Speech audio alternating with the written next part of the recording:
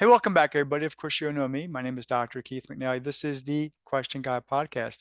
I'm here with Andy Berger. Now, hopefully, I got that name right because I make it my intention because I speak with people all over the world to make sure that I get names right, just out of respect.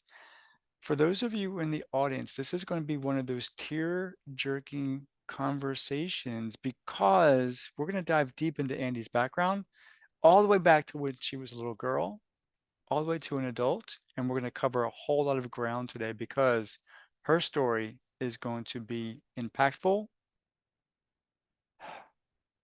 Andy, let's go ahead and get started. Where does this story start from? And how do we get into that conversation? Well, thank you very much for allowing me to share today. And Dr. Keith, it's a really great story at the end that audiences can help me with. But in the beginning, when I was very young, so from the time I was born, actually, from 6 months to 17 years old, I was actually trafficked by all immediate and some extended family members. And in the early 60s, they didn't have that word, they didn't have the term.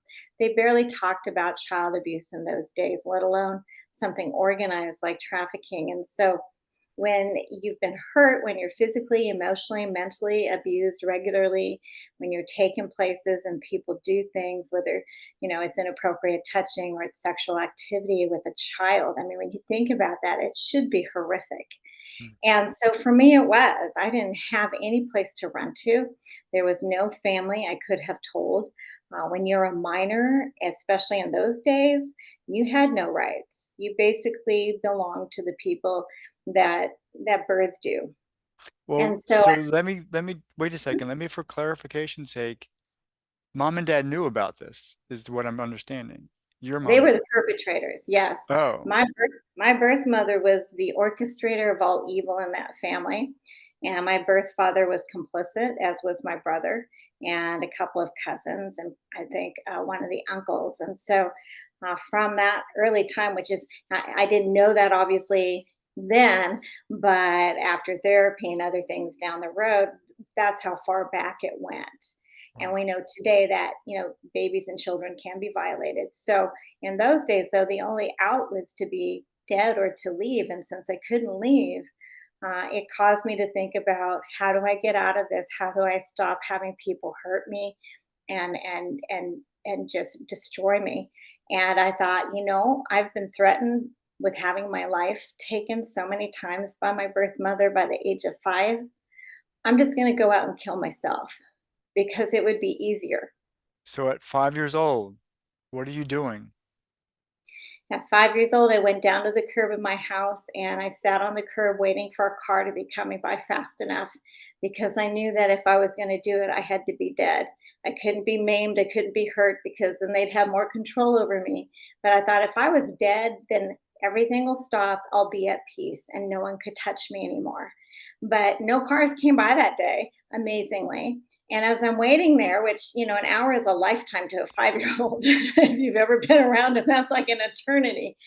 I'm looking up at this huge blue sky in Southern California and I'm thinking, wow, it's so big. And I wonder if somebody made it. And it's so blue. And is there something or someone bigger than the people that are hurting me? And is it possible they could help me?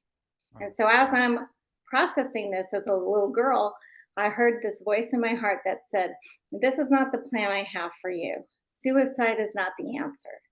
And for me, that was God. For other people, it could be something else. But it was just so um, prominent. And I thought,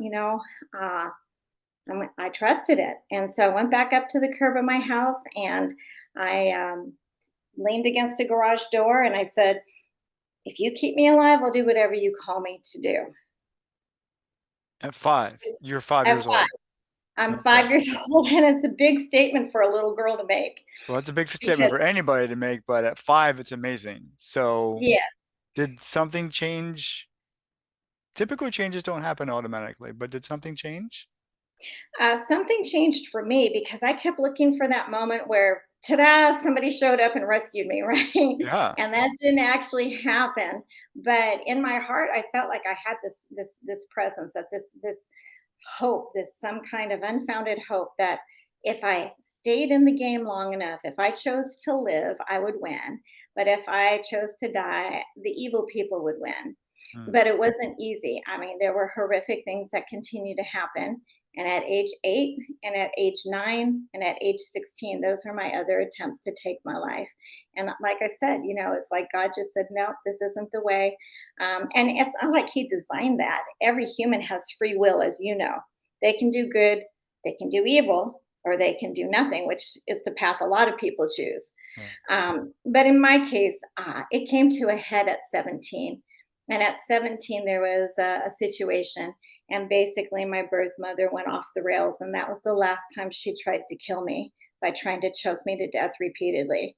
And the only decent thing my birth father did was pull her off of me. Now, I've my first job out of college, I'm a social worker, and so I'm aware of working with the Department of Social Services, and this was in North Carolina. And so I'm assuming there is some type of child protective services in every state here in America, even way back when we were both young, that has some type of responsibility to protect young people. Um, what I'm hearing or not hearing from your story is even people who may be in a position to help and save and rescue are not doing anything. Am I clear on that? You're completely right. There was no one that knew because the game face and our house was clean and we went to school and we were completely controlled mentally. You do one thing wrong, I'm going to kill you or I'm going to beat you to death or I'm going to whatever. And so you're in constant state of fear that something that you're not even responsible for, Right. could tilt them. And I was locked up for 3 months one summer. Couldn't even leave my room except, to use the bathroom and go back in, and that was it. I had no social life, nothing because of a lie, my brother told about me, Mhm. and so it was all about the ritualistic process, at least for my birth mother. And so you're right, there might have been social services, but again, familial trafficking, familial abuse is different because the victim really doesn't have any rights in terms of the bloodline covers the perpetrators and the predators, even in a court of law. Well, kids belong with their parents, right? Well, what if their parents are the ones that are doing the damage? When I was 16, I tried to reach out to a counseling service I had found in the yellow pages back then when we had them. And they basically said, well, yeah, we would love to talk to you, but you have to bring your parents in because you're a minor. Yeah, yeah. A lot So has again, changed since then. Yeah. yeah, a lot has changed, and yet even today, it's still hard sometimes for victims of familial trafficking because the family covers itself. So there's got to be a light at the end of the story tunnel because right now you're breaking my heart. And I don't Sorry. want to and I don't want to go through this entire conversation knowing that there's this young girl out there, even to Mhm, present day, who is suffering sexual abuse, emotional, mhm, physical. Now, I do know they exist. Again, I'm a social worker. I was. mhm. There has to be this transition point in your life where God, the voice that you Yeah. heard, actually showed up and did something. Does Oh, that yeah. does that happen? Oh, yeah, absolutely. First of all, like I said, people have free will, and that's a gift, and God gives every human being that gift. So what we do with it is on us. So I always tell people, don't blame God for your bad behavior or your bad decisions. But to your point, I went to college. So I was 18. I entered college. I finished in 3 years. I was the overachiever over everything. But there was one class that I could take in those 3 years that was an elective, and I had always been a fan of dance. I always thought it was so beautiful and energetic and elegant and powerful. And it was just, especially ballet. I mean, think about Nureyev and Baryshnikov and the things that they represented. And guess what? Everybody loved them, right? So I'm thinking, wow, if I could dance and I could be popular and people would love me, that would be great. The typical abused personality, desire to be loved. Yeah. Anyway, I went to this ballet class. I'm a poor kid. I have no money. I had to borrow a t-shirt. I had old sneakers. I had jeans and a t-shirt on, and I walk into the room, and of course all of the girls, the mean girls, the rich girls, the other girls, they have these pretty pink shoes and the beautiful little outfits, and I'm stuck in the middle of all of this with the glares and the snares, as I called them. But fast forward to the end of that term, I was also not very coordinated. I did not know at the time I had Ehlers-Danlos syndrome. It wasn't until like 8 years ago I was diagnosed, which affects your joints and coordination. Okay. But at, but at that time, I thought, gosh, if I could do a plie and I could feel graceful and feel not like me, that would be a gift. By the end of the term, I knew I was basically biting air in terms of the grade. I was at a C level, and I thought that's going to kill my GPA. I'm never going to be able to go to any other school. And so in that moment, when the teacher came by, we all had to do a 90-second presentation, and she told us these are the moves I want you to do, like right on the spot, and gave you 30 seconds. I thought, you know what? I'm either going to make it or I'm not going to make it, but I'm not going to go out without trying. And in that moment, I decided I would be the most amazing prima donna ballerina in the whole class. And as I started the moves, as nervous as I was, she's writing all these notes down, and then suddenly she stopped writing. And I'm thinking, I probably failed, but I'm going to keep going. And I committed myself to every movement. And when I was done, she looked at me with these big eyes, and she kind of leaned in and she said, "That was beautiful." And I thought, wow, that's the first compliment I've had all semester. And she went on to the next student. Well, grades weren't going to get posted till the next morning. And I'm sweating it out. I'm studying for my other finals. And I see everyone running across the campus courtyard to get to the dance class to see their grades. And I'm kind of lagging behind because I'm thinking D or F. I'm not going to get anything better than that.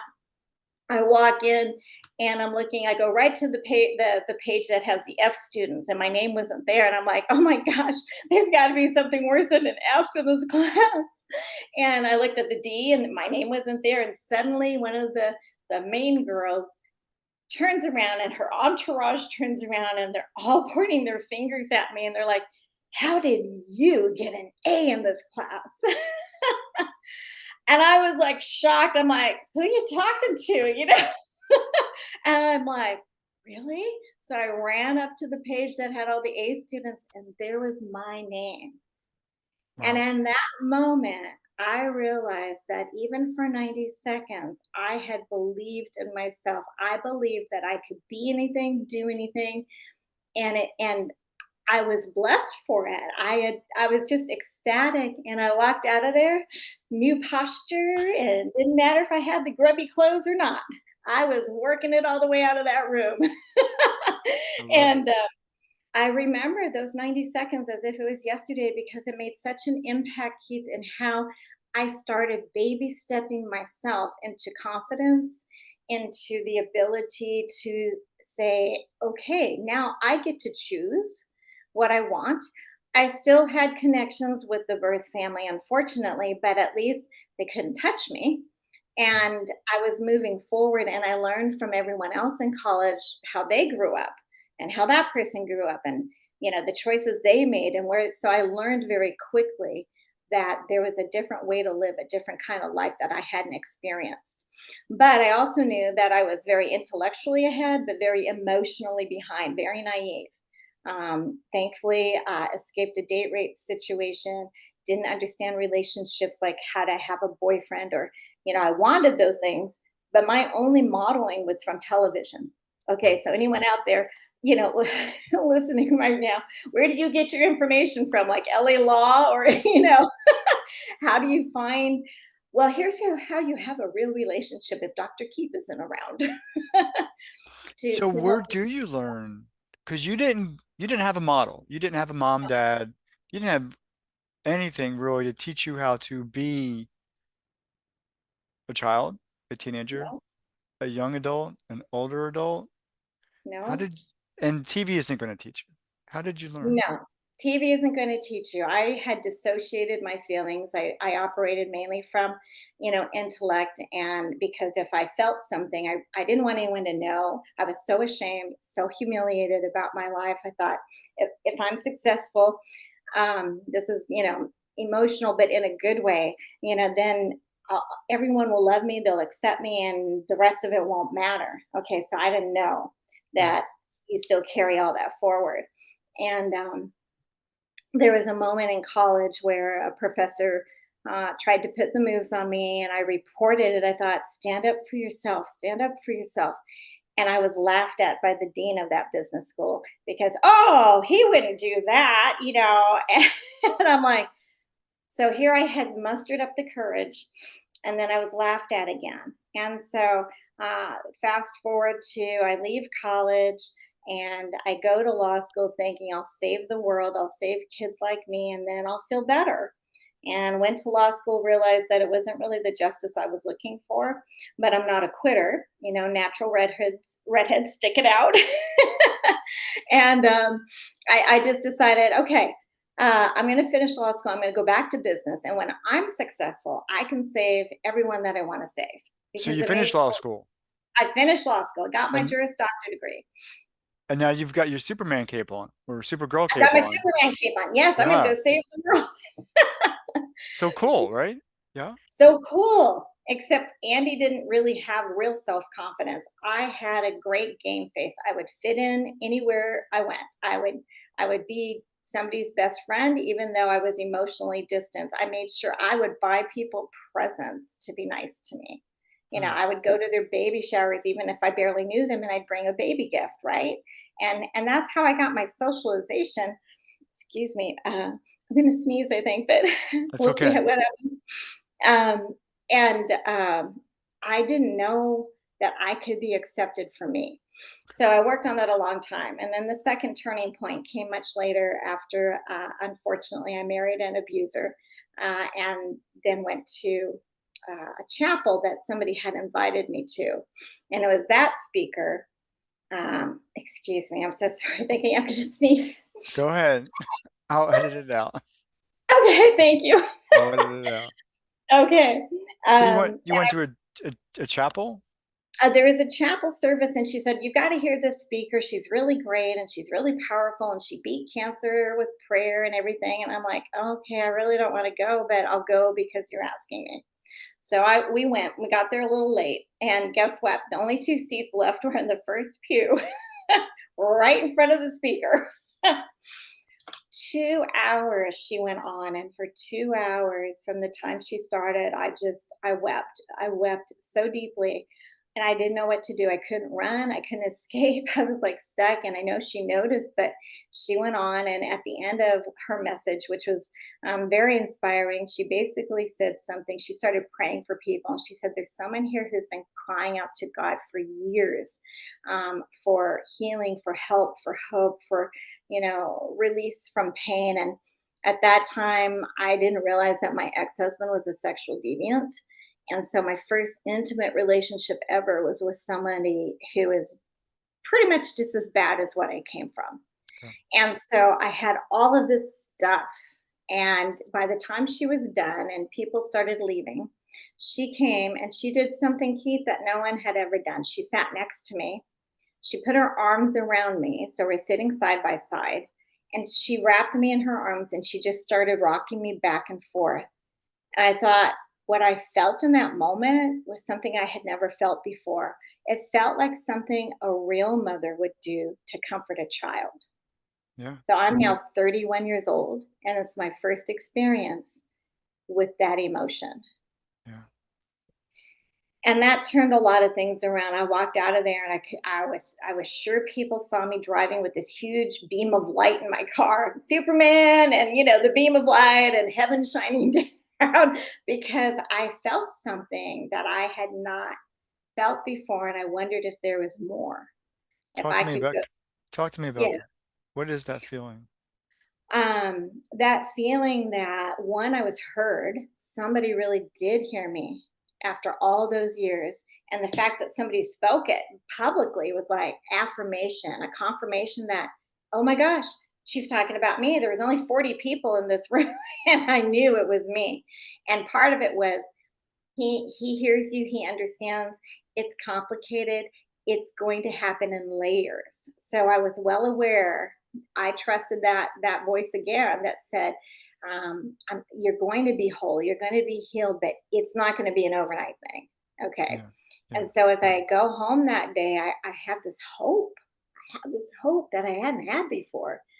And And I now you're thought, 31. You're like, yeah, I'm yeah. 31 and the lights went on, and I had just spent like 2 months voluntarily in a dissociative disorder unit, a residential treatment, because I had issues with my ex-husband and intimacy and trust and everything. And of course, in that relationship, everything was my fault too. Right. So it was difficult. And as I healed and as God, and I prayed a lot during that time, I realized that I wasn't broken. I wasn't a problem. I learned how to communicate needs and wants and the things that kids learn a long, long time ago in their childhood and not feel bad about it. I shouldn't have had to feel bad about wanting to be treated with respect. I shouldn't have had to feel bad about wanting to be truly loved, for who I was, because Yeah. I was a good person. I served everybody. I tried to make everybody happy, right? Classic pleaser, classic, pacifier. We just want everything to be okay. And hey, if I have to buy a gift or I have to run myself ragged to make it happen, to cover everything, then I'll do that. And so I learned that if I had been the way I was when I finished that therapy, I never would have married my ex-husband. Okay, but I didn't have those skills. Right. So, Well, let me ask you, mhm, when in your life did you first feel whole? Like, did you're a mhm. complete woman, you're a complete person, or are you still working towards that?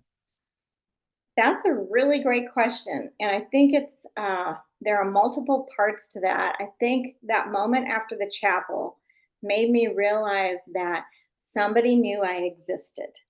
Somebody knew I mattered.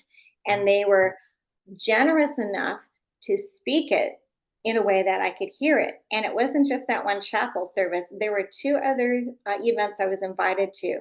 Um, and at each one of those, something similar was spoken. The last one, the reverend or pastor or priest, it said, "Somebody who doesn't go to our church came in the church today. And I feel it's a woman and this, and that." And so I had three affirmations that the healing was in process over a 2-month period. I mean, how incredible is that? So for me, I thought somebody really wants me to know that I'm going to be okay and that it's going to be better. He didn't say it wouldn't be hard. He just said that it'll be better and that I'm worth it. Right. And so that was the beginning of opening myself up and being able to say, maybe I am okay, or maybe I will be okay. And so I had damage from it, so ultimately divorced, of course, and then had damage from that I had to deal with on top of everything else. But in the therapy I went to for 3 years, the therapist said something very important. She said, "Andy, if we're not done in 3 years figuring all this out and dealing with this stuff, either I'm not doing my job or you're not doing the work." And don't you know, 3 years to the day, bam, it was like, all right, we're good.